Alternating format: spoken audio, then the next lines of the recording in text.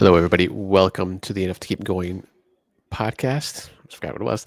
Episode number 383 for April 20th, 2025. If you happen to partake, happy Easter to everybody out there that happens to do that. If not, hope you're having a good weekend. I am TowelMaster99. That is Mr. Game Logic. Game, how you doing?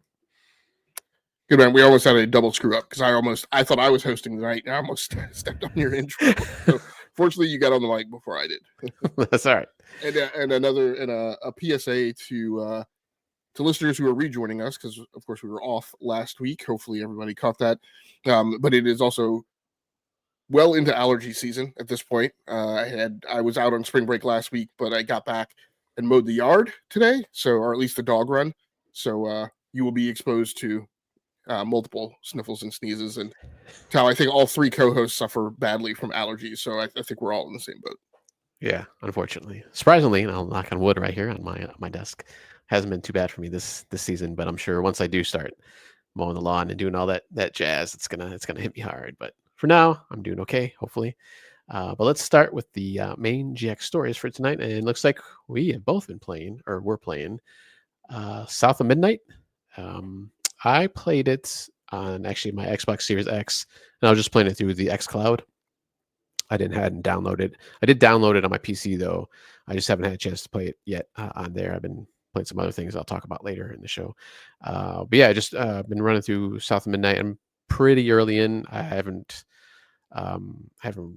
probably 30 to 45 minutes maybe of gameplay so far. But yeah, I'm enjoying it so far. And I think I talked about this with you guys kind of in the Discord. The kind of like the stop motiony claymation almost kind of animation they have sometimes during the game, and I think it's mostly, so far as I've seen, just during the cutscenes. I haven't really seen it during gameplay. Doesn't seem to be as bad as when they were showing it off originally when they first announced the game. At least to me, like you could tell, like obviously it's it kind of has that that kind of animation style, but I didn't have really a problem with it. Maybe I just kind of got used to it from seeing like videos and stuff of it beforehand and just playing a little bit at the beginning game. But I didn't think it was that bad. I believe there is an option in there where you can actually turn that off in the settings. So for people, I know a lot of people were kind of, and I've seen this on other Discords that I'm on. People said they had to turn that off just because it kind of made them motion sickness, which I can understand. I know I've kind of got that, I guess, almost motion sickness. Not really, when I've been watching some of the Spider-Verse movies, that just because some of the animation on there too is kind of like that, just weird frame rates and stuff kind of change depending on who the character is on the screen. So, but yeah, so far this time, or for this game, I haven't had any issues. But overall, I'm enjoying it so far. Like I said, I'm still pretty early on. Story seems pretty interesting. The main character and a couple of the few of the characters they've kind of introduced so far have been pretty good and pretty well acted, voice work and stuff like that. So I don't even want to mention like the graphics because I'm doing just xCloud right now. It seems fine, like graphically. I didn't even when I was streaming it, I didn't really have any. Sometimes you'll get that, like, you can almost see it probably buffering because you kind of see like lines kind of like like drawing across the screen. Sometimes on some other games I didn't really see that at all, but graphically it looks really good. It looks really cool. Everything looks really detailed. So I'm not familiar, like this is kind of like I guess it's supposed to be, it's like a fictional town somewhere down maybe Louisiana, somewhere over around there. But the environments look really good, look really cool. So I don't know what your experience has been so far. Looks like you've played it on PC and Steam Deck, from what you have on here. Yeah, so I started vacation when I took off last weekend, and I downloaded South of Midnight and put it on the Steam Deck OLED and took that on travel with me, and got it started. Not, I guess maybe I think yes, I got it. I started it on the plane, and played for a few sessions on vacation, and then again on the ride back. It's really a perfect, like, to me, Steam Deck type of game to enjoy while mobile. I mean, hopefully this game will show up on the Switch too. I think it goes really well with a mobile paradigm in that the gameplay sessions, between checkpoints, you can kind of run for about 30 minutes at a time and get through kind of two major checkpoints and get, a couple cutscenes in there. And that fits really well. If depending on I don't know how the Nintendo Switch 2 is managing like suspend states and things like that. Steam Deck obviously does that very well. So on multiple occasions, while I was transferring flights, I was able to suspend the Steam Deck, plug it into an outlet. Once I got to my next gate, and then let it charge for a little bit. Go use the restroom, grab food or whatever, and then came back and brought the Steam Deck up, connected to the internet, sync the cloud save, just to make sure my save state was captured, and then pick up again and play like another like 30-minute session. Then I got home and installed it on a PC with a 4070 Super, NVIDIA GeForce RTX 4070 Super. Plays really well. Frame rate, I'm probably not exactly certain. I haven't captured any video of it yet, but I think my sweet spot is kind of between like mid 90s to 1 teens is kind of what I want for a new game on a 4000 series GPU. I'm pretty sure I'm north of that, so I'm pretty sure I'm into like 120s, 135. So the game plays fine from a graphical perspective and performance, and this is with all the settings turned up. So yeah, I'm having a great time with it. I'm probably somewhere between a half to 2/3 complete. I've gotten through. I think I pushed through chapter 11 yesterday. I think either chapter 10 or chapter 11, and there's 14 chapters. Um, and I just got into one of those points in the story where like I didn't want to put it down. Like I wanted to see what the next thing was. For people who are avid TV watchers and people who watch certain types of shows, this is a one that has a lot of secrets, and you're kind of wondering, what's the next puzzle piece that gets put together. And in this case, it's a family drama, so you're kind of wanting to see like what's the next tragedy, what's the next part of the lore. Sometimes things happen that have to do with like um, the local geographical lore of the area that they're in, and they are in Louisiana. For big comic book readers, this kind of takes place in the same type of setting as Cullen Bunn's Harrow County, which was a horror comic that came out, I want to say like in 2020, I think, but it's been in the last, I want to say, probably 5 to 7 years. And if you read that comic, which I have, it's great. It kind of provides you the backdrop of all of the stuff in Haints and the mythology of Louisiana, and hauntings and things like that. So, um, um, but yeah, I haven't had the problem with the animation that you had. I also didn't have a problem with the Spider-Verse animation. It's fine. I get it. It's a stylistic choice, which isn't unusual from Compulsion. Um, I don't really know that it's necessary, but it's fine. So I've left it turned on. Um, I haven't really felt that choice. Hold on just a sec. Sorry. Like I said, it's allergy season, and I mowed today, so I've got lots of pollen and grass dander in my throat. Um, I haven't necessarily felt that animation styles necessarily enhance the story, but I also feel like it doesn't detract from it. Um, there are certain points where I think there are certain points in storytelling and cutscenes and stuff where I think it probably is more useful than others. So I don't necessarily feel that it's very utilitarian in terms of its use across the entirety of the game, but it's fine.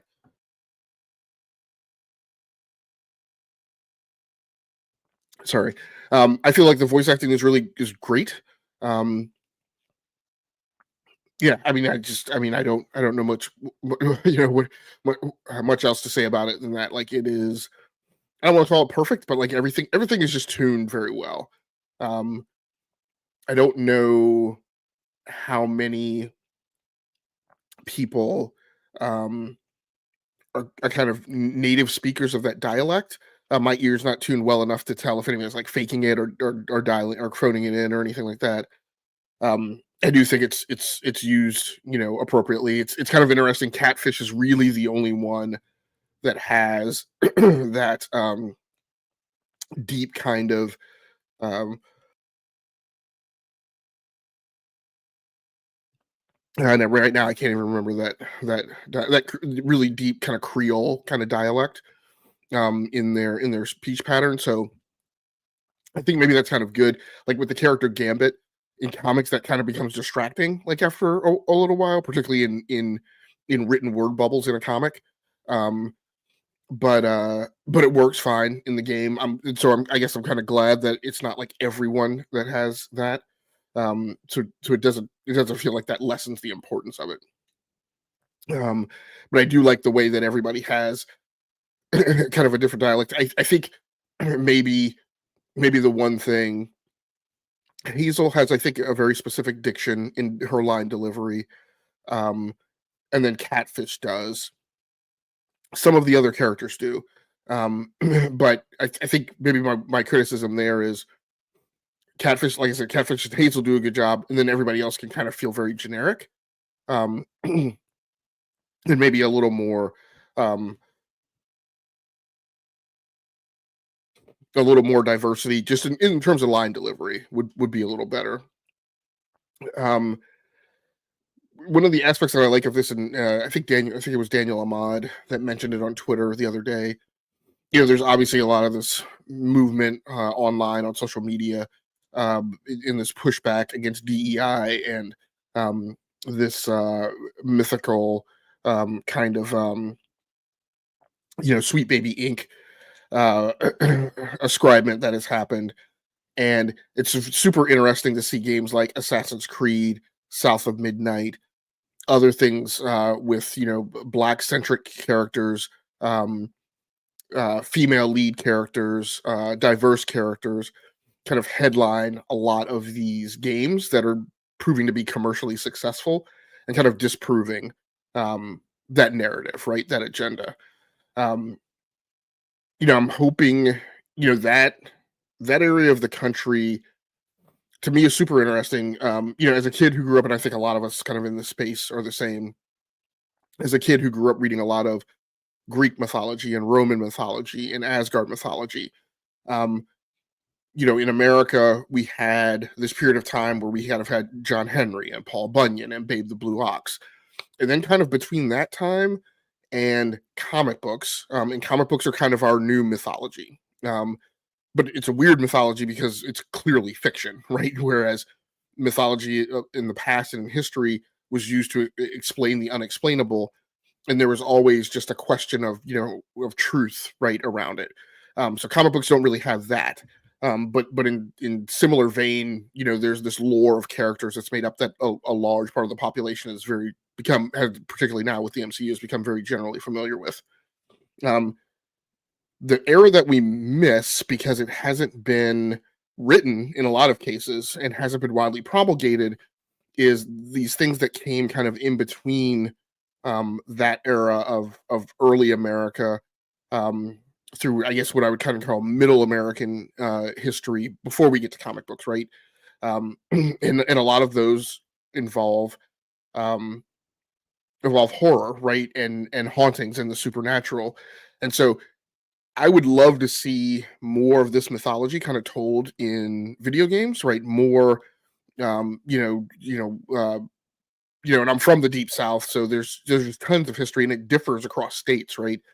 What's told in South of Midnight is very hyper specific to that part, that geographic area of the deep South. You go over a state, it's different. You go over to Georgia, it's different. And I would love to see that explored more to get more of a historical grasp. There are things that happen in this game that give you a sense of historical context of things that were happening in different eras. And I think that's really kind of wonderful, particularly in this era of America where I feel, many Americans and many people coming through the education system are not conveyed aspects of history. much less civics. but but it would be great, right, to see more of these stories told. It's unfortunate that given the history that we've seen with Compulsion, that we're likely to not get DLC, likely to not get a sequel, but it would be kind of interesting, right? If Compulsion would tell other stories, right, kind of along a similar vein, across different regions of the country, right, in their mythologies. But yeah, I'm having a good time with it. We've talked on this show a lot about fiction and video games and things that, as parents, hit us a certain way. I've talked about how The Last of Us hit me a certain way versus, Swiss and DBQ, who had God of War hit them a certain way, and a lot of that is oriented around the way our kids are and who our kids are and how they're different. This is one that tells a family story, and in the splash screen at the beginning of this game talks about that it's a story of empathy, and healing, and it is very much that. And the things that you're exposed to. And I'm not an emotional person. I don't have this laundry list of stories of like deep emotional attachment that I've had to games. I don't really get super immersed in games and characters. I have this quippy statement that I often use that is, don't get don't get don't get so involved. Don't get involved in a game that you can't walk away from in 30 seconds or less. So I kind of take that line from Heat. um, but but this game is one that definitely kind of hits me in the feels, right, with some of the family stuff that it exposes, and most importantly, in the way that it portrays people not talking about it, which is just a super culturally hyper specific thing about the Deep South, right? There's notions of cultural propriety in society, and there is a manner in which people don't talk about things, and that is portrayed in this game, right? And it feels very personal, right, for me. So, like I said, I'm just having a really great time with it. Looking forward to spending some more time in it and finishing it up. Yeah, and I'll have to say hello to Nate. He jumped into the comments there. Thanks for joining us. Hopefully, we give you some entertainment on your treadmill run there. Make it go a little faster, maybe. I know it usually helps if you're doing something else, watching TV or listening to something. So hopefully that helps. Yeah, just going back to what you were saying. Uh, I think it's been kind of cool lately, and not just for the U.S. too. Just kind of some of the games that have come out. Like maybe like God of War or Valhalla or showing the Viking stuff. What's the other one I was thinking of with the female lead? Now I can't remember the name of it from Microsoft. Can't remember right Hellblade. now. Yeah, Hellblade. Kind of showing like, yeah, we kind of know the Viking stuff, but they kind of go deeper into it, and maybe what the actual life was like, back when Vikings are around. I think there's a stigma with they're just warrior guys and gals just killing and murdering, which yeah, they probably did that, and that's part of it, but they actually had a society, and stuff was going on with them. Uh but coming back to like the US side, yeah, it would be cool to see like all these other things that happened. Like I've been watching kind of off and on. I'll watch this one YouTube channel that has like a bunch of mythology, not just US mythology or not just like Greek and Roman stuff. Obviously, a lot of people know that, but they go into like Japanese, Asian stuff, or in Japan and China, and just all over the world. There's just stuff I've never heard of before, and that made me go and look up stuff and look around and just kind of look at all these different mythologies and just kind of see how all this stuff, uh, kind of comes together for different people around the world. It's just kind of cool to see that kind of stuff, going through. Just playing the game, like I don't even think I've hit I don't even think I've hit any kind of fighting at all yet, or any kind of action or battling yet in the game. How is that feeling for you so far right now? Like most of the stuff I've gone through is just more like parkour stuff, kind of just jumping around the levels and chasing things. I don't want to give away like the story or anything like that, but that was fine for what it is. But I just haven't got to that part. It was kind of more story heavy at the very beginning, just kind of introducing some of the characters like around the area where you live and stuff like that. So I didn't get to see any of the battles yet. Yeah, I mean, I overall good. there's there's one aspect of the game that I don't like, where there are certain actions that you take that immobilize you for just a few more seconds, and I feel really like enough to make the combat not feel good sometimes. Like there is a fluidity and a bordering on beauty of the combat, right? I mean, in one of my favorite melee superpower combat examples over the last few years has been Spider-Man, Miles Morales, and Spider-Man 2. I love the combat in those games. Um, this game, like you can see a tunnel to where the potential is there. I don't know that it will ever be as good as Spider-Man, but where it would be analogous to that combat design. Um, there is a skill tree, and so there's progressions, and there are paths that you can choose to not follow this locked path of progression that they put in front of you. There's a left side skill tree and a right side skill tree, and in either of those skill trees, well, I shouldn't say that. On the left side skill tree, you pretty much have to progress it in a certain sequence. It's not like Diablo 4 where there's like a nucleus and then you can branch like in any direction, and go down these little branches, right? It's pretty much serial. There are some nodes where things become parallelized and you can pick a left or a right path. But then they branch out to the left and right node and then converge back on the same node, like the node after. So there's only so much variance. But you can, at any point, you can choose to progress the left path or the right path, and you're not locked. You can go back and forth. On the right path, there are 4 different stepstones, and each of those 4 different stepstones then have a horizontal path of their own. So you can go down any of those and start down one and progress the other and go back and forth. So in a couple of instances, I have not progressed the left side path as thoroughly because I've gone down branches of the right side path, which sometimes are more costly in terms of there's these things you have to find called foofs, which are a even though they don't say directly that they are, I in my mind, again, because it's spring and allergy season and lawn care, I liken them to the dandelion foofs that I have all over my yard, that I'm gonna have to put down some weed killer for.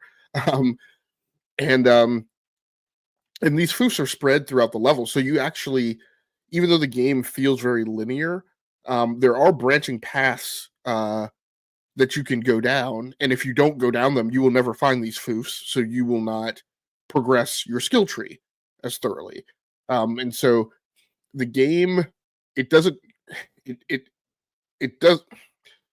People will assume that the game doesn't reward exploration in the same way that an Elden Ring does or an Assassin's Creed does, but there is a singular facet of reward for exploration, that it does provide.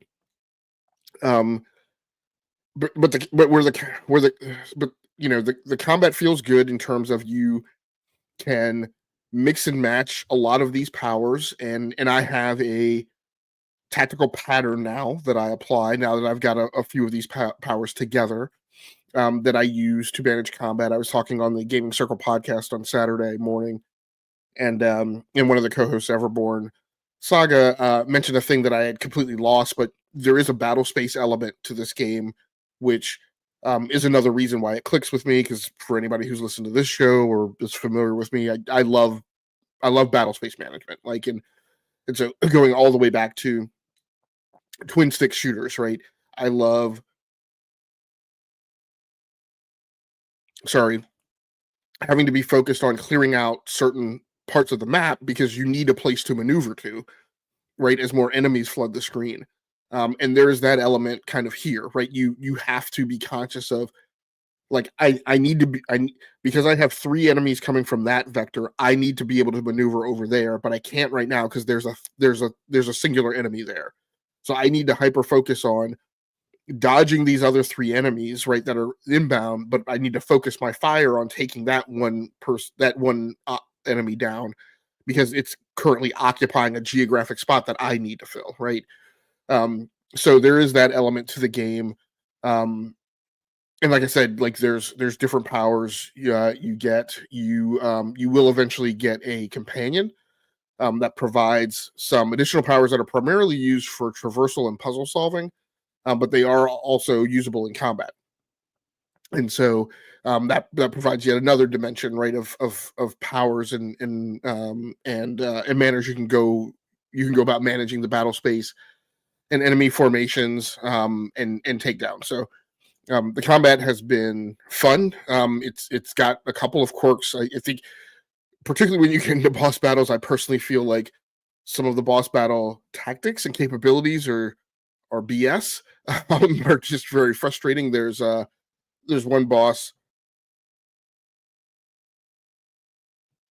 in particular that they and their attacks occupy such a large part of the screen, and your traversal capabilities and your dodge only allow you to go but so far. And unless and it's so earlier in the game that I feel like some of the dodging mechanics are very attenuated to the direction in which you dodge, and literally managing. I go back to battle space management. Literally managing. Um, I can only dodge so far, and so when this particular type of attack comes in, I actually need to dodge in a certain direction because that leg of the triangle gives me the greatest distance, right, in terms of moving perpendicular, um, 45 degrees towards or 45 degrees away from the direction of their attack, right? Or I'm still going to be caught in the blast radius. So, um, so there's aspects of that. But by and large, I find it enjoyable. There will definitely be criticisms. What the game does is you you don't really encounter enemies in transit. Every enemy encounter is an arena, right? So you go into a space, you encounter an enemy. It closes off any escape from a given environment. Sometimes there are obstacles in those environments, and that's very key. Again, kind of going back to my Destiny 2 days, right? Those obstacles and those geometric objects can provide cover, can provide things that will block inbound enemy tactics. They will also, though, depending on which geometric object you're talking about, cause problems with the camera, cause problems with you dodging. So they can also work against you. Um, but uh, but by and large, I'm happy. Like I said, I know that there will be criticisms against it, some of the combat, but I'm having a good time with it. Nice. Yeah, I'm looking forward to playing more and getting to that part of the game at least. Yeah, I mean, I think generally I've seen pretty much positive reviews online and just people playing it. So that's good. Hopefully they keep going. And that is done by Compulsion Games, which it looks like I've only done a couple other games. We Happy Few, which is another one that looked actually pretty interesting. I never got to try. And then Contrast, which I don't remember. I don't remember that one at all. That was back on PS4, 3, and Xbox One 360 Yeah, that days. was before they were acquired, I think. And so Contrast was this game of, and I never played it, but I do remember its presentation at showcases and its stylistic design.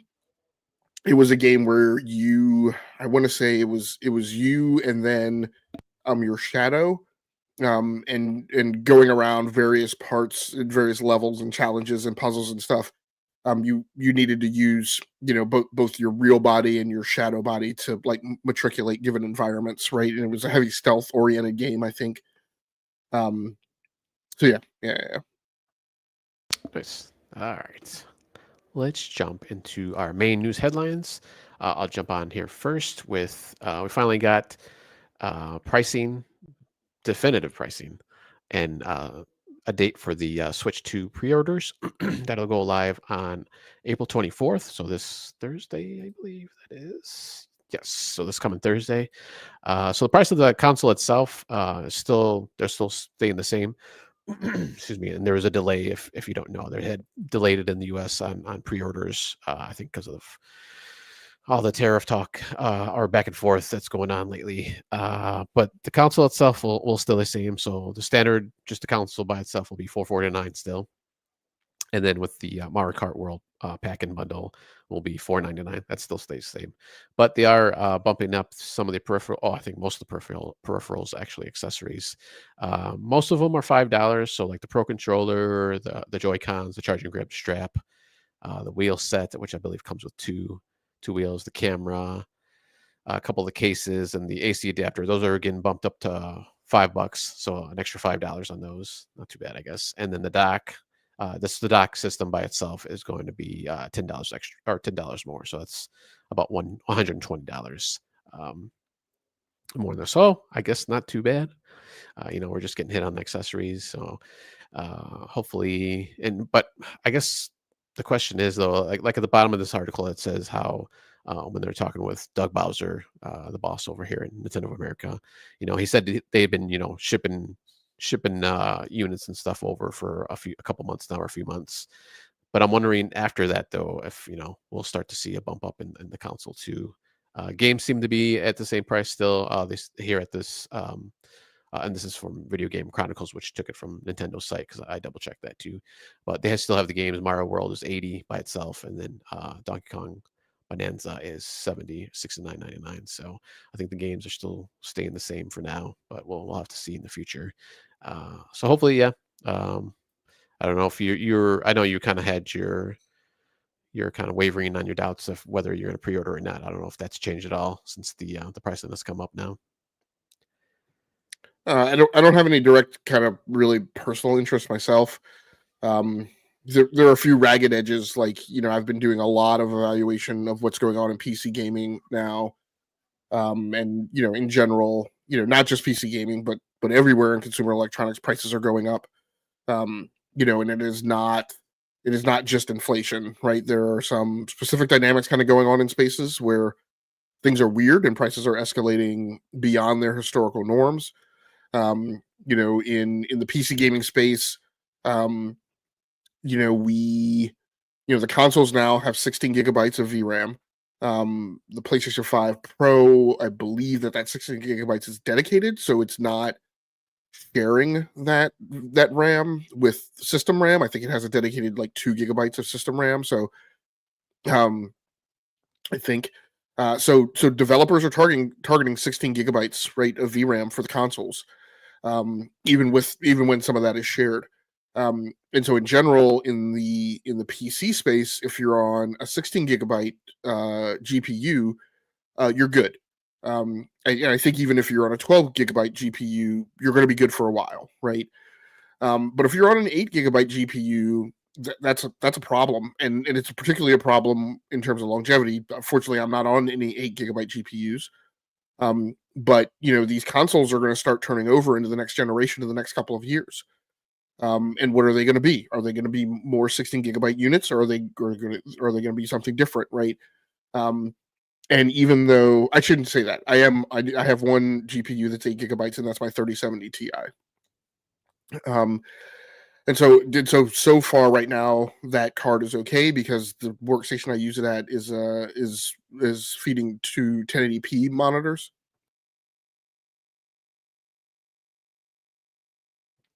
So I don't really run into issues with VRAM.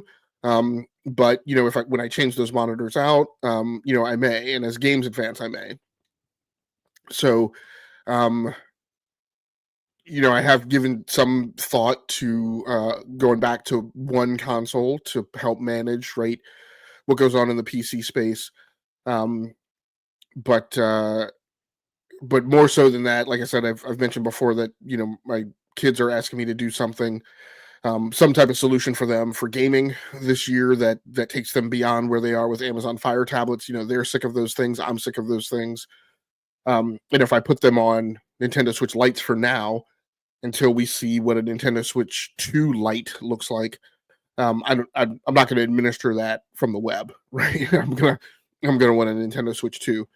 That still gives me a ton of time, and so what I'm definitely not going to do is I'm definitely not going to fight to get one of these things. When I ordered my Nintendo Switch, I was in training in a facility where we couldn't have our phones. So I calmly I came out to my car at like 10 at the mid morning break, and like saw the email telling me pre-orders were going to be live in a couple of hours, and gave me instructions on how to do it.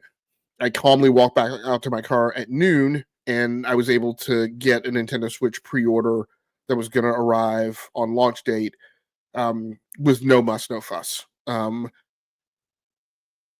When I tried to obtain an Xbox Series X and a PS5, it was absolutely not that experience. It has also not been that experience in general for GPUs for the last 3 generations, right? For the RTX 5000, 4000, and 3000.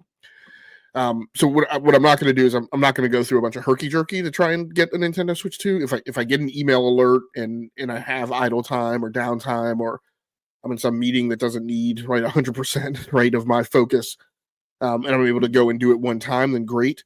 If there's any level of effort that has to go into it or repetition, like I'm not interested. And the only other caveat to that is, like I said, if my kids really press upon me that I really need to do something right now, the alternative I'm considering is, do I put them on iPad minis? Because I'm in the Apple ecosystem, and that is something I've been considering. So if I don't go that route, right, then I would look at a Nintendo Switch 2. But it's not. It's right now, as of right now, it's not. I don't have any personal direct interest myself, and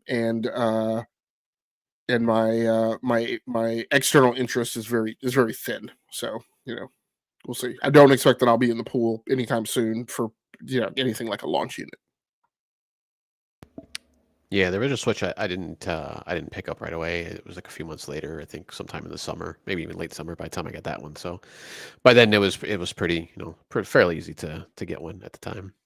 But I'm gonna try to get one of these on launch. I mean, I signed up for the Nintendo thing, like most people probably have.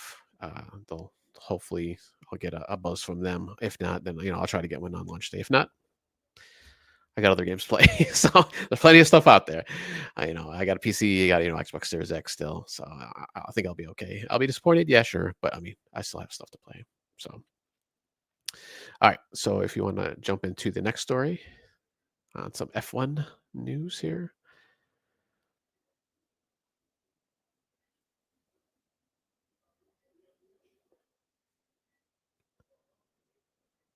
Yeah, this news story over on VG247 by Mark Warren. How have F125's developers approached replicating Red Bull's weird second driver black hole? Well, it's a bit complicated. So we're only 4 races into, and so I put this news story in the rundown because I'm a big Formula One fan of the racing game. I'm actually gotten back to watching the season this year now that they have a full package that's available for the full season, where you're able to watch both in real time and on demand if you want.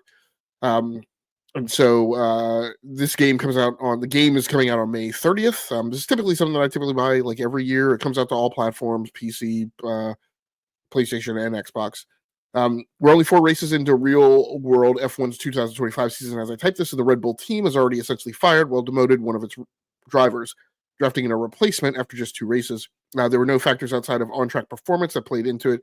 As far as we know, just 2 cars on track that looked to be in totally different classes. And so for people who are interested in the game, it is this is a news story talking about how they're kind of dealing with the swap out of and so for many years, and I've lost complete tracking on this, but Red Bull, since it came into Formula One, has actually had 2 teams. When they originally came in, they were Red Bull and then Toro Rosso. They're called something different now. That one is still the Red Bull team, and another one is like the Racing Bulls or something like that. They went from like a back of the grid team to like for a number of years now, to a front of the grid team that competes right alongside kind of Williams, Mercedes, and Ferrari. And so Max Verstappen, who has won the racing title a number of times, is on the Red Bull team. So they've always had a main team and a secondary team. Uh, Yuki Tsunoda was on the secondary team, got promoted to the Red Bull primary team, and Liam Lawson, who was on the primary team, got demoted or moved to the secondary team. I haven't fully caught up with the F1 season, so I'm not sure if something has happened further beyond that. But the point is that Codemasters, one of my top favorite studios of all time, has figured out a way to take this in stride and get like the driver AI, because they've built driver AIs around each of the professional grid drivers and teams, and how they've handled moving that AI, those two AIs, right, to different cars on the grid. And so this was a story I picked. It's actually the less interesting story of what's going on with Formula One. The actually more interesting story is that on at least 5 of the tracks this year, they've actually used LiDAR to send teams physically to the track on race weekend to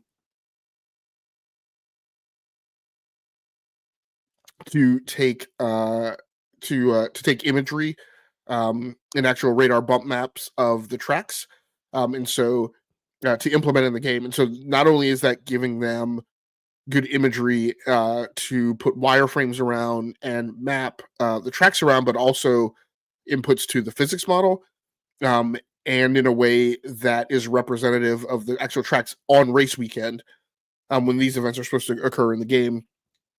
There are several tracks this year that have had new asphalt applied on certain segments of the track. Some of them have just been on Sector 1, and other things, but there have been changes to the track at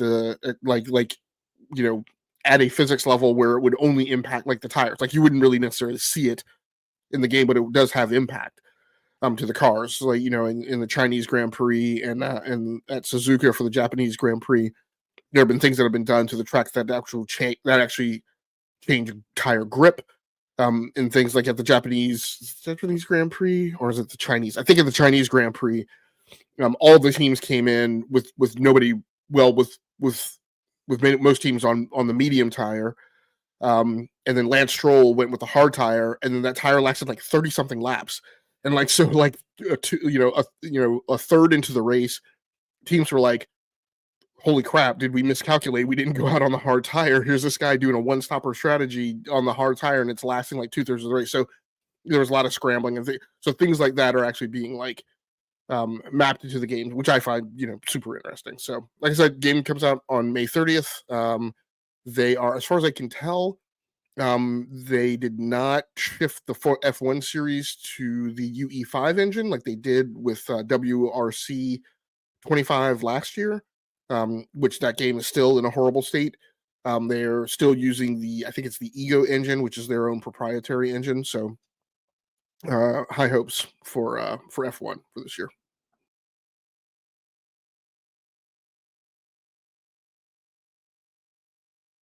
And Tao, you're on mute if you're talking. I forgot I muted it in software. All right, if you want to jump into the next news story for Skull and Bones.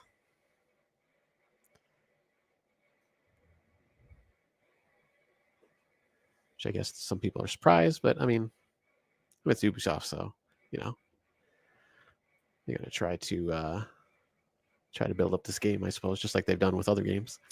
Yeah, a lot of discussion around Ubisoft and games. The damage per second guys we're talking about Ubisoft and how some of their games are going, and I continue to point back to whether or not they're successful before, during, or after. I don't know what the formula is, but what's going on at Ubisoft now is you can have great perspectives on them canceling X Defiant and other games, and in the business moves they've made to put certain IP inside the fence posts and certain IPs out. But whatever's going on, there's something that they saw in Skull and Bones, and yes, this is an I told you so victory lap for Swiss, right? As he and I have differed in our opinion on this game over the last half decade that the story has been going on. And again, I don't know if the metrics are there. I don't know if the sales are there. I don't know if the revenues, but whatever it is, Ubisoft has seen something in this game, and against the common sense that everybody applied continued backing this game to the point where it actually came out. Despite like the years that people said that game's never coming out, that game's never coming out, that game's never coming out, it's out. Not only is it out, but as they are canceling other games, they are continuing to support this one at a very adverse time for them financially. So hopefully it'll pan out. But at any rate, Skull and Bones is getting another year of updates, and I'm just as surprised as you are. So this news story over on Rock Paper Shotgun by Oisin Kiyunke. Dear reader, allow me, if you will, a moment of honesty. I truly, wholly did not know that Skull and Bones was still going. Not only is it still going, but yesterday Ubisoft shared a look at the game's impending second year of updates. So I really missed the boat on this one. Pun intended, of course. The first season of the pirate game's second year has already kicked off, introducing a few new features. For starters, there's new world tiers, which are basically just optional difficulty levels you can choose for certain challenges. Pick a higher tier, get better rewards. Simple. There's item ascension now too, which lets you improve your gear with things like randomized buffs and modifiable slots. Season 1 will be getting a mid-season update 2 that'll bring in a new PvP feature called Death Tides, essentially a capture and control kind of mode. So, again, this thing is now going on its second year of getting content, and there were 4 seasons in the first year, so it's on its 5th season. So I don't know. Like I said, I don't know what the magic or the formula is. I don't know what Ubisoft sees. I don't know who's making this call. But for those who are into Skull and Bones, this thing is still going on, and this is also a paid game. So I also want to, foot stomp on this too, because I think there's a lot of market assessment and business assessment that people are making that make them leap to the belief that a paid multiplayer game is an automatic failure. They point to Concord. They're pointing to Marathon already before the game's even out. And what I'll hold in my conviction is that, as I often say, there's no silver bullets for success. There are also no silver bullets for failure. It is not an automatic to me that a game that asks you to pay an upfront fee is going to fail. Because if that were the case, all of the games that currently do it would have failed. We have examples of multiplayer games that are asking an entry fee for you to pay and go on to not get into the top 10 of black hole games that occupy everybody's attention, but do go on to maintain a player base that allows them to be a going concern as a business model. So we'll see how this one goes, but at the end of the day, I'm happy that team out of Singapore.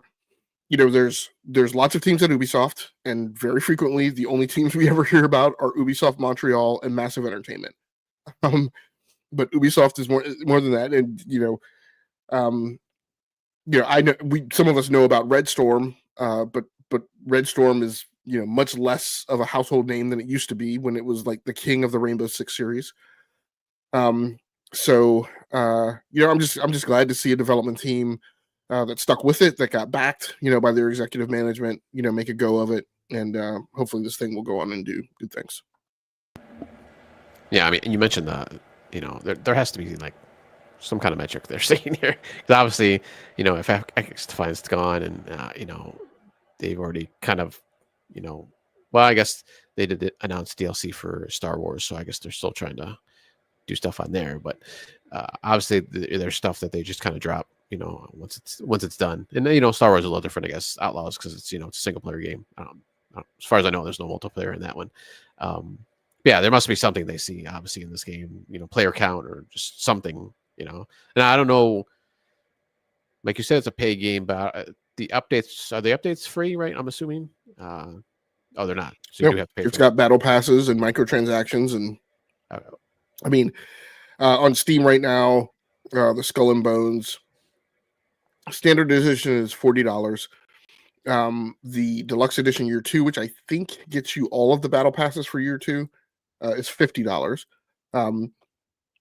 So in consideration for if you were to buy each of the battle passes by themselves, I assume they're $10 battle passes.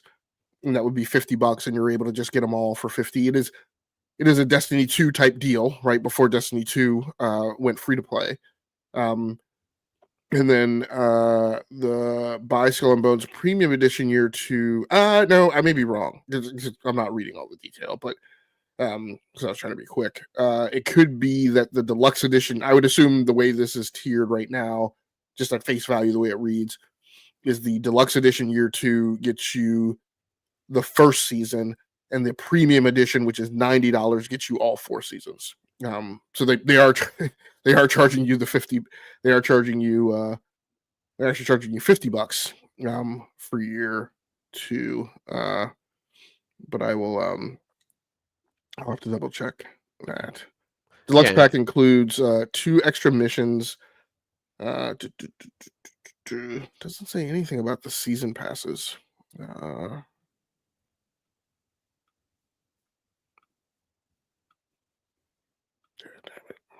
Let me see if I can find it.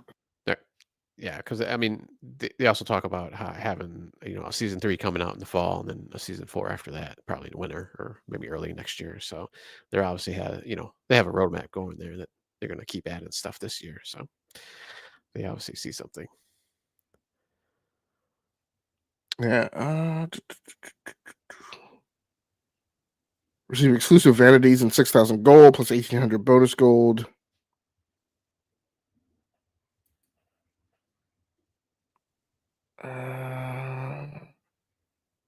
Yeah, I don't know what this is. Like a bunch of extra stuff, maybe. Like, well, it's taking me to one. Like I hit the link for the premium, but then it took me to a different SKU. Like this is the seasonal boatload bundle, year 2, season 1, which is the season 1 battle pass, basically. But also like some in-game currency as well, and that's $60. So that's a third SKU from what they presented on the screen on the first page. So okay.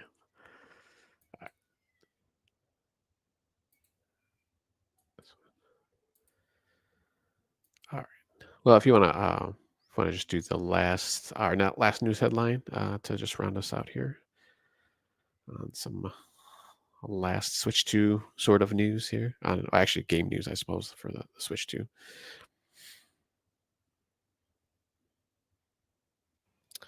Yeah, so this news story over on Eurogamer by Victoria Kennedy. Split Fiction players on Switch 2 can invite original Switch owners to join the fun. When Split Fiction arrives on Switch 2, owners of the original Switch will also be able to play thanks to the Game Share feature. As previously announced, Split Fiction on Switch 2 will support the Friends Pass, which allows owners to invite a friend to play with them for free. It will also have crossplay. Lost my spot. It will also have crossplay, meaning a Switch 2 player can enjoy the co-op capers of Mio and Zoe with those on PC, Xbox, and PlayStation. And welcomely, it will also be able to be enjoyed by those on the OG Switch, even though the game isn't launching on the platform. So this, we're apparently going to go through a life cycle with the Switch 2 where there are these up and down roller coasters of, what is the value prop, right, for a given thing. And so in addition to how that value prop changes based on the user, then there are going to be these different value props in terms of the way games roll out. I think this is maybe unique to the studio and Joseph Fares and their whole business model of how they roll things out, and so maybe it's a little more consumer friendly, right, to the Switch platform than most other things will be. So I wouldn't get exuberant that like we're going to see more things like this come out for the Switch 2. I think this will probably not be the only one, but I also don't think that this will be the norm. But this is an instance where, due to Game Share, you're gonna buy the game once, and not only will you be able to share it with other Switch 2 owners who are on your family plan, but if you have not upgraded those family plan members to the Switch 2, they will still be able to play it from the Switch 1. So it'll be interesting to see how it then performs, because of course Game Share is not them downloading their own copy of the game. It is the game being streamed from a Nintendo Switch 2, which was enough of a revelation to cause me to feel like, for me, based on my interpretive veil, I didn't see the value prop in game share the way I had originally perceived it. But this will be a neat thing for people who like co-op and playing games with family members. So this game will be there at launch on the 5th of June. So it'll be interesting to hear real world feedback and telemetry on how this is doing for people. Yeah, I mean, it's just a pretty cool feature that they put in there. Obviously, they absolutely didn't have to do to be able to put it on a system that doesn't even have the game itself. So that's actually pretty cool. Yeah, I'm sure we'll probably have varying degrees of success and failure. I'm sure with the game share, but it should hopefully generally it'll work out for everybody. And I don't know. I didn't really see. I haven't read a lot of articles on like the Switch 2 people who have like played Switch 2s and I've done that kind of stuff. I don't know if there's anything on the game share itself there, to speak on that. So we'll probably have to wait until it comes in. I believe that's a launch title, right, on the Switch 2, I believe. It is. It'll be there at launch on June 5th. Okay. I think the thing that's most interesting about this article is that what this means is that it's technically feasible, right? That clearly there's a workaround, or the technology enables it, where it's even I had so like in the instance of Mario Kart 8, I had assumed that the only people who you were going to be able to game share Mario Kart 8 with were people on Nintendo Switch 2s. And I think that is the policy for how it's rolling out, but apparently that is not a technical limitation, right? That's a matter of choice in how it's licensed. And so, like I said, hopefully as we go down the road, we'll see things that are a little more equitable and create more of a value prop for games that roll out with the game share service feature. One can only hope. Yeah, definitely. All right, let's jump into our final segment here, our round robin. Looks like you have the first couple of games here you've been playing. Some good old oldies. Well, at least one is, I guess. The other one's fairly new. Yeah, I won't get too deep into it, but I started a run in Borderlands 3 tonight. Having a good time with it. Borderlands games are always fun. I know I'm in the early stages, so I know that there's an inflection point with where Borderlands 3 takes you in terms of moving you from the world to the ship, and I never really particularly cared for like the ship levels. But we'll see how it goes this time. I'm on slightly more advanced hardware than I originally played it on, so that performability may make it more enjoyable. As I mentioned before, I've been going back and replaying the Borderlands and Borderlands and Borderlands 2, but the Borderlands games is that cell shading tends to hold up as a graphical implementation. It doesn't really age. And so that's a positive aspect, right? Of whether or not a game holds up over time. So yeah, we'll see how it goes. It's as I've commented before, it's nice that they've moved on slightly from where the humor had kind of gotten into the toilet with Borderlands 2. Not entirely, but a skosh. But the game's plenty fun. I'm playing a Siren, which is not my norm. So it's going to be interesting going down those skill tree branches and seeing like kind of what kind of build I decide to go with. But like I said, for now, I'm having a pretty good time with it. Just got past my first major boss battle, and again, and I think this time I went a little more direct route than I have in the past. I think typically in the past I've done some side missions to kind of level myself up and gain better guns, and this time I just went straight there, which made that boss battle kind of unfold in a different way than I normally was accustomed to. But I'm also playing a Siren, right, which she has different powers than I'm normally equipped with when I encounter those boss battles. So so this time around, like I said, it's been pretty fun. So you never finished it? I've never done a complete run through. No. And then I've been playing Black Ops 6. It's weird this weekend. There's a double XP weekend, But normally when there's double XP, and I'm curious to see how this unfolds. I'm not anxious over it, but I'm curious. Normally when there's a double XP weekend, you can't apply your double XP tokens. It locks you out of them. But this weekend, at least I was able to.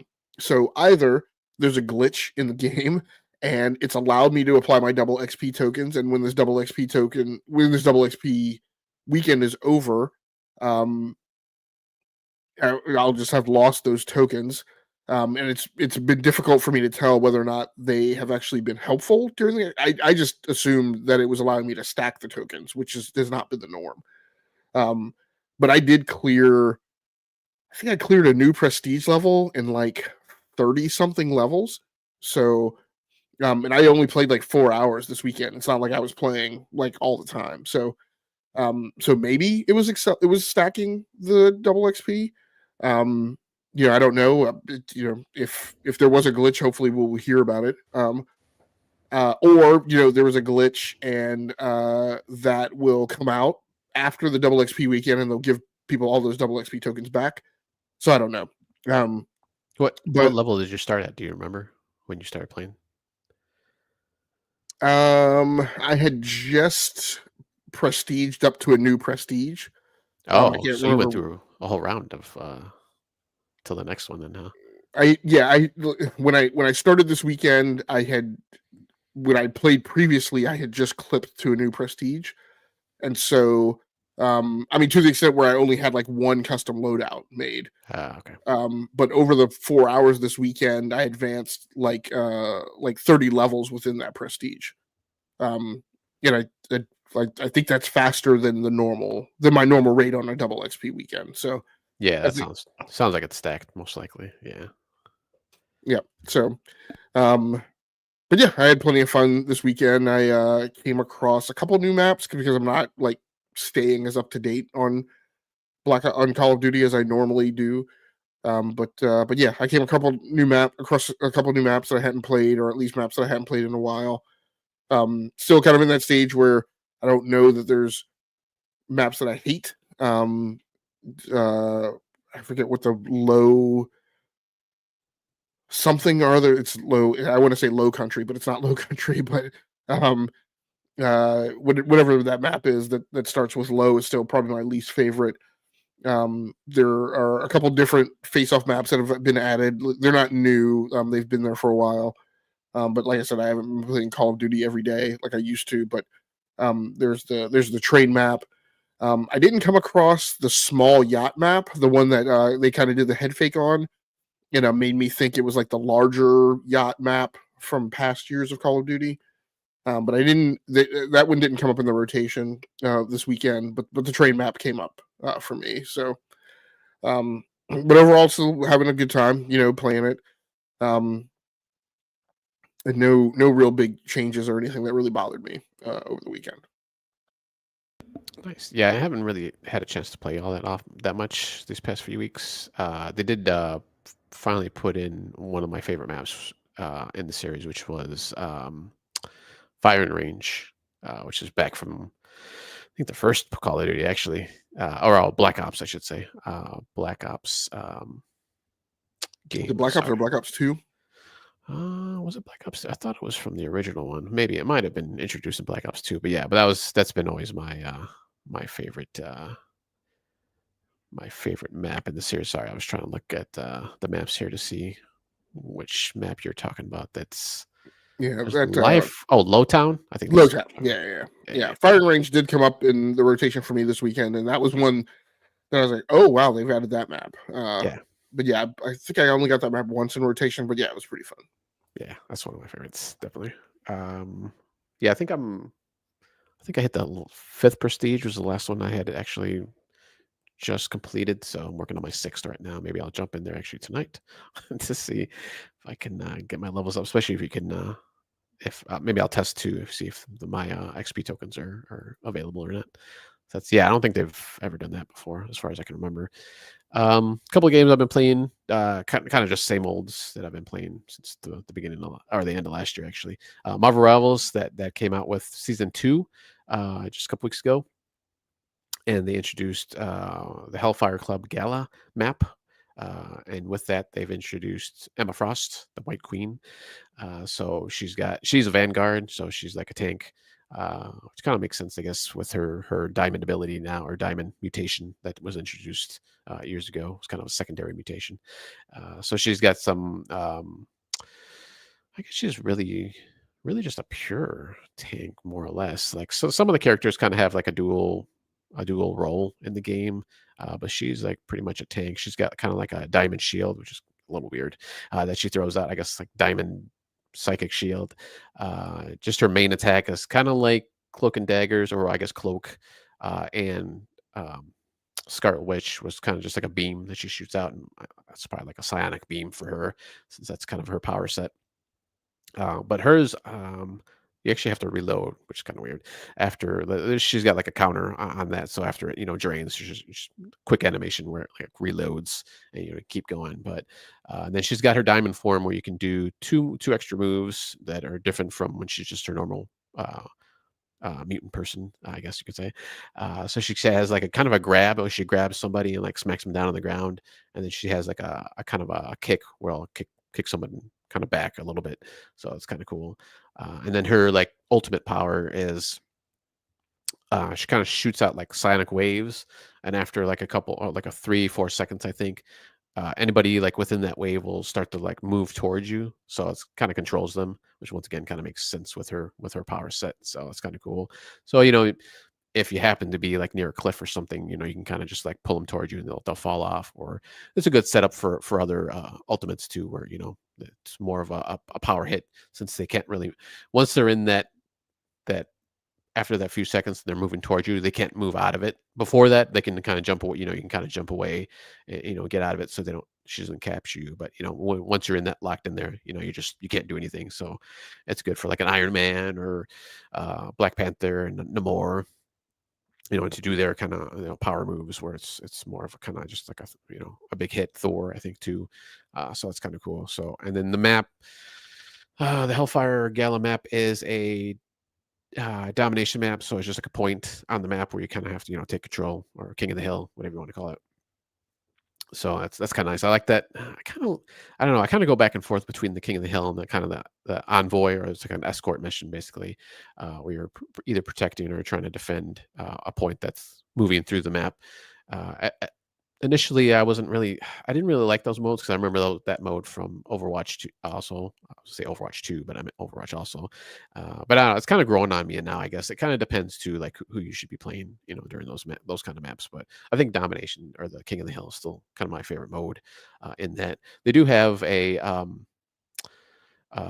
basically, it's just like a free for all, or not free for all, but like a deathmatch type mode. And I don't know, which for some reason I've tried playing it, and it's just like, I can't really get into it for some reason here with Marvel Rivals. I don't know why. Like any other game, like more of like a shooter thing for me, I guess. Call of Duty and Battlefield and stuff like that. But for some reason, I just can't get into it. But still having, like, I've been like kind of hardcore into Marvel Rivals the past couple weeks. Pretty much all I've been playing. And then just this past week, I started up again with No Man's Sky. Took a little break from that. I think after the first expedition of this year, where it was actually a new expedition, I had finished that like a month or so ago, a month and a half ago, and I took a little break. But I jumped back into it. That expedition is still going, so I'm just kind of actually trying to go through the story, because I'm playing on PC and Steam Deck for my Steam game that I had bought a few months ago, or late last year, I think it was, when I bought it again on Steam.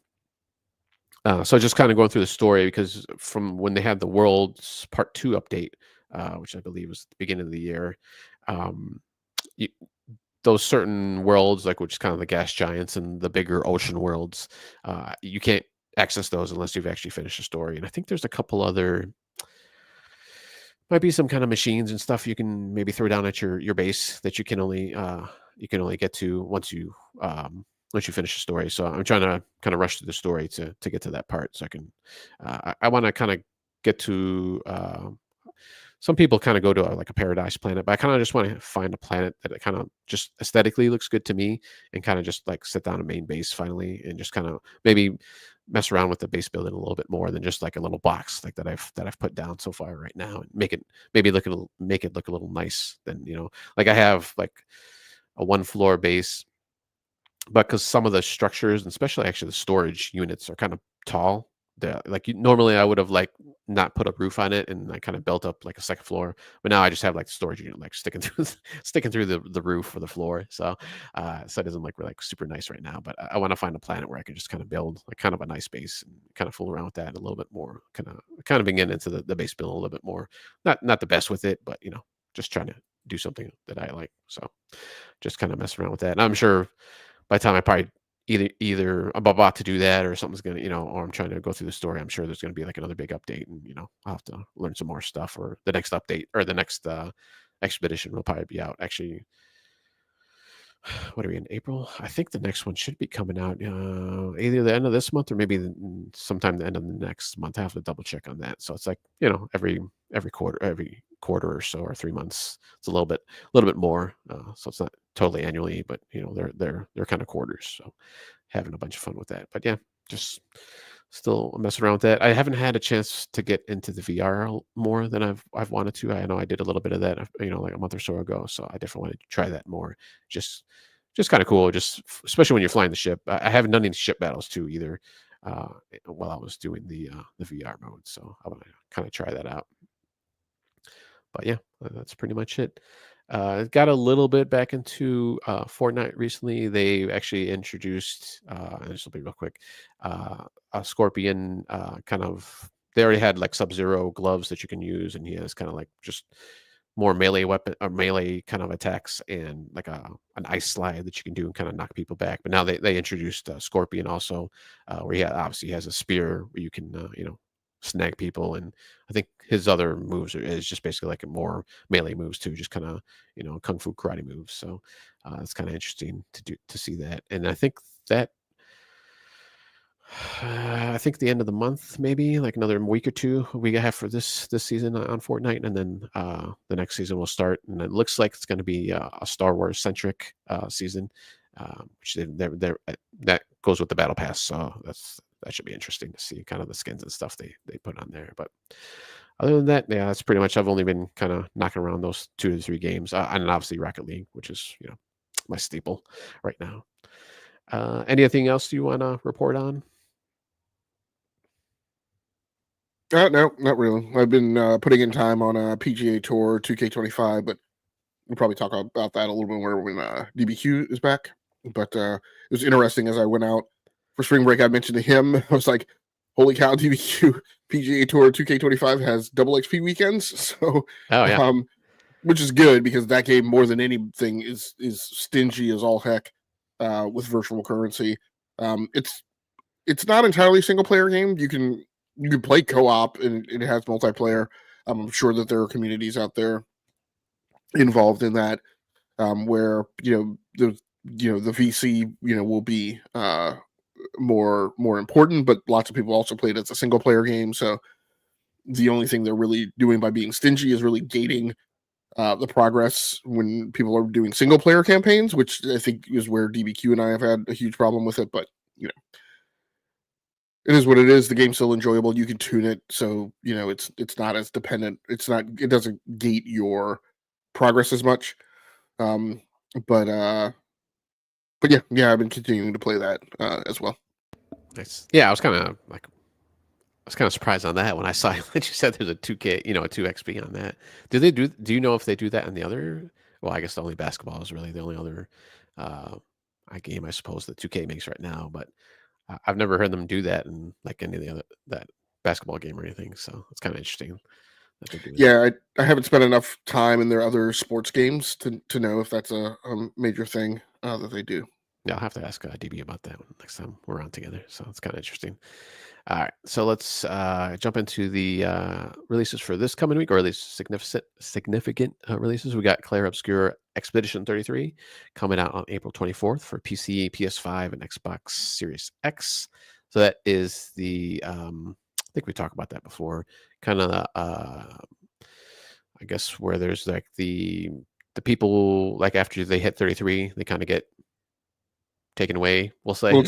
It's a different year every year. So is it? Okay, that's right. Yeah, so I think it's been descending, right? So in past years, they she has I can never remember what the villainess is called. But she's been descending numbers each year. So this year she'll take all the 33-year-olds, and there will be only be people who are 32 or less. And normally the expedition, I think, is normally people who are of that age who, if they die on the expedition, they were going to die anyway. But I think this one has some people who are actually younger than 33, and so there's some story elements around that. So this is a very highly anticipated game. I know Innate has been looking forward to this. I've been looking forward to it. I will definitely be, playing it. I'm not sure how I'm going to clear space out and what I might sacrifice of things that I'm currently playing, but and I don't know that I'm going to start day one. It may be day 1, 2, or 3. I think it comes out on Thursday, so I could start it on Thursday, Friday, or Saturday. Just all depending on what's going on during the week and family schedule and stuff. But it is definitely one that I'm very much looking forward to, and so it will be much talked about. It's a JRPG. No, it's not a JRPG. I should say it is a turn. It is heavily based on JRPG design influence,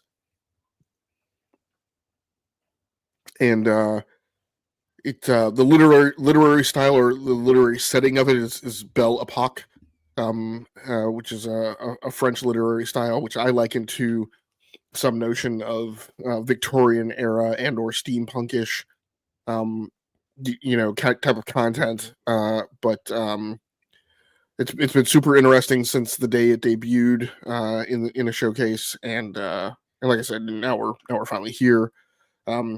So it should be fun. Yeah, I was actually pretty interested in it until I saw it was turn-based. I was like, I just can't do the turn-based games. I don't know. So, but I don't. Maybe I'll check it out. We'll see. And I think this was a Game Pass game, right? So maybe I can check it out if I remember correctly. So it should be good. And then also on April 25th, we have Days Gone Remastered coming out for PS4, PS5, and PC. So I think, and so I put that that in the agenda. I'm unsure. When I first saw this thing, I thought it was just coming to PS5. But then I saw other sites that were listing it as coming to PC and PS4. If it's coming to PC, I don't know how, in terms of like, is it going to be a paid upgrade, or is it a thing that Steam is just going to say, hey, your game's been updated, like it is for like almost every other PC game. Although that is not the norm for PlayStation and their business model.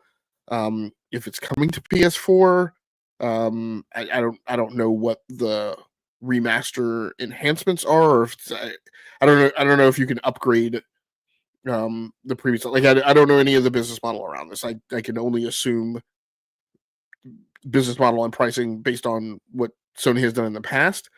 But the only thing I'm absolutely certain about is it's obviously coming to PS5 on the 25th. Nice. All right, so that will do it for today's show. Thank you, Innate, for dropping by, and if anybody else said I dropped by. Any other last words before we head out, Game Logic?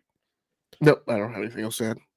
All right, cool. Thank you for joining me for tonight. This has been episode number 383 on the Enough to Keep Going podcast. Please join us next week where Mr. DBQ Hams should be back. I might be here, maybe. I got some family stuff going on next weekend, so hopefully I'll be able to join you guys. But Game Logic should be here also. Please take care of yourselves out there.